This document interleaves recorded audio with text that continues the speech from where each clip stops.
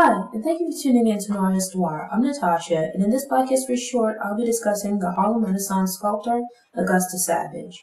Born on February 29, 1892, died on March 27, 1962, notable sculptor, nationality American. If you aren't already subscribed to the Noir Histoire YouTube channel, please take a moment to click the subscribe button. Click the notification bell to ensure you don't miss future episodes. Augusta Christine Fells was born in Green Cove Springs, Florida, the seventh of her parents, Edward and Cornelia's 14 children. Green Cove Springs was a brick-making town that had a lot of natural red clay. As a child, Fells made mud pies from the red clay she found in the local pits, and eventually graduated to molding small sculptures of animals and figures. Her father, a strict Methodist minister, did not approve of this creative outlet as he viewed figures as carved idols. Fells was punished by her father because he regarded this as a violation of the Ten Commandments, but she continued sculpting.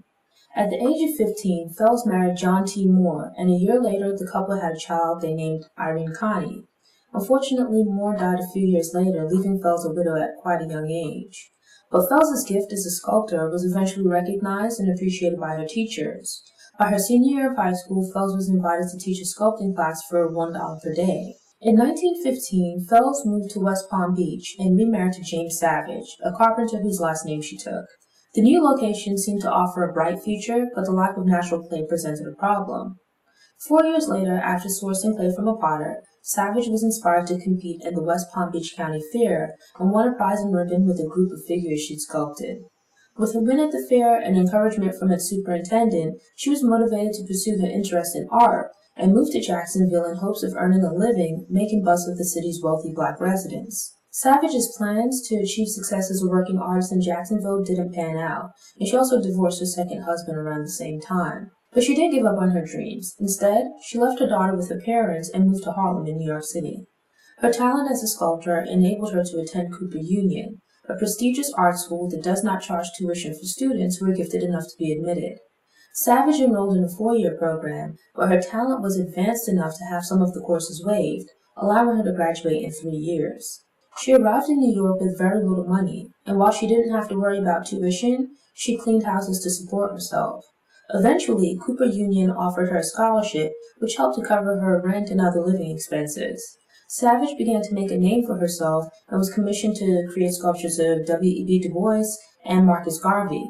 The Garvey project was of both professional and personal significance, as this was how she met Robert L. Poston, who she married in 1923 and unfortunately died a year later. While Savage's talent provided her with new opportunities and experiences, it didn't shield her from racism.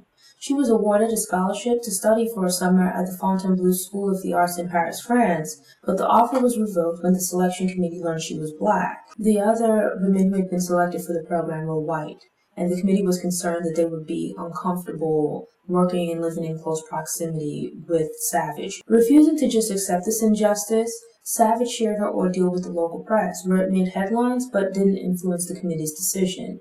Though Herman McNeil, a committee member, regretted the decision and offered Savage the opportunity to work on her art at his studio. It would take several years, but Savage was finally able to travel and study abroad beginning in 1929. She had completed a bust, which she named Gammon, using her nephew as a model, for which she received a Julius Rosenwald Fellowship. Gammon was notable because it was one of the first and few works of fine art to present a black child in a realistic and relatable form. An additional Rosenwald Fellowship and Carnegie Foundation grant allowed her to extend her time in Europe to a total of 3 years.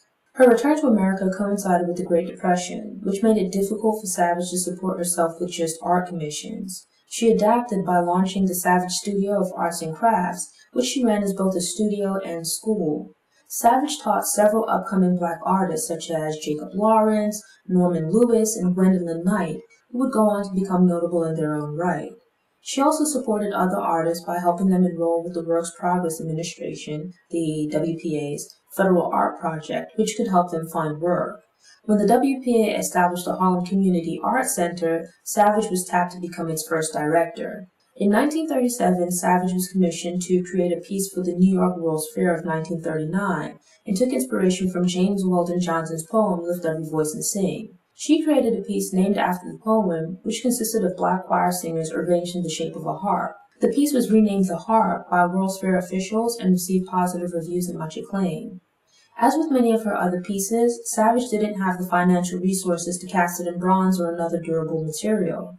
As a result, the harp was destroyed at the end of the fair, but photographs still exist due to its popularity at the time. After the fair, when Savage returned to the Harlem Community Arts Center, she learned that her position had been filled. Despite multiple attempts, she was unable to reestablish herself as an artist or a gallery owner.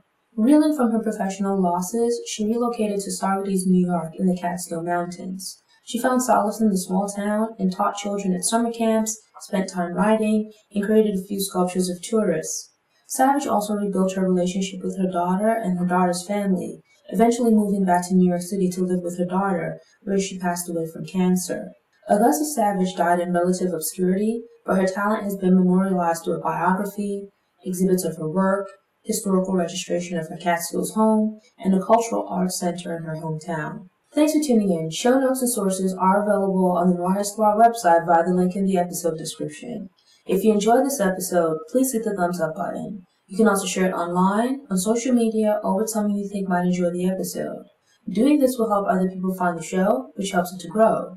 If you aren't already subscribed to the Noir Histoire YouTube channel, I hope you subscribe now and return to get motivated, get inspired, and get more stories of Black history made and in the making. Until next time, take care.